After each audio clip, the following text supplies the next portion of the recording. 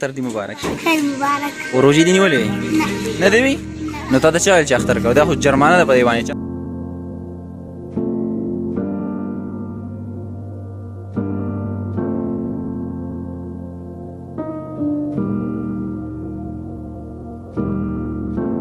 اول شربت راوړه او بیا به وروسته چې خبرې کوم. اختر دې وکړو او روژې دې نیولې وې؟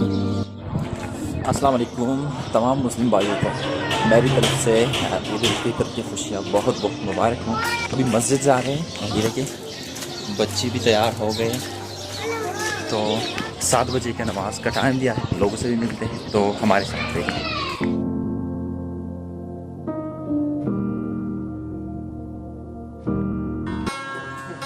ځای نه اختر دې مناو کو وګورې انکل ته وګوره.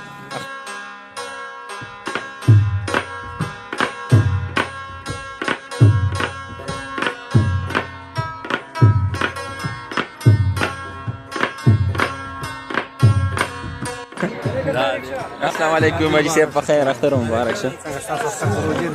الحمدلله خیر بار شي خو نه وای.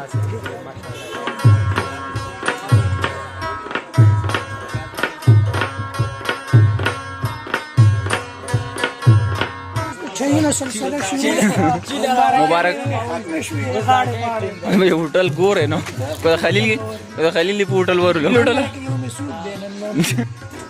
اختر دې مبارک شه. خیر مبارک. او روژې دې نیولې وې؟ نه دې وي؟ نو تا ته چا ویل چې اختر کوه؟ دا خو جرمانه ده په دې باندې. چار خبرې کوي بس صحیح ده. دې وخت کې موږ راورسېدو. دا کوم هوټل دی خلیله؟ بیچاره جلدی کوه یار وږي دا هوټل ته موږ تشریف راوړو. تاسو اول زموږ شکریا ادا کړئ. او شکریا به مې ادا کړې. شکریا خو به زما ده. اول شربت راوړه او بیا وروسته چې خبرې کوم. کاونټر ښکاري دلته حساب کتاب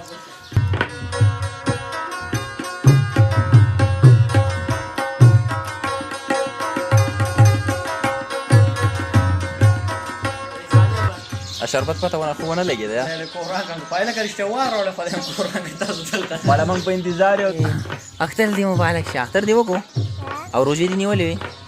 راوله راغلی وې جومات ته؟ ته خو ما نه وې لیدلی دروغ سره. پیسې واپس راکړه شابه. پیسې واپس را جا جا.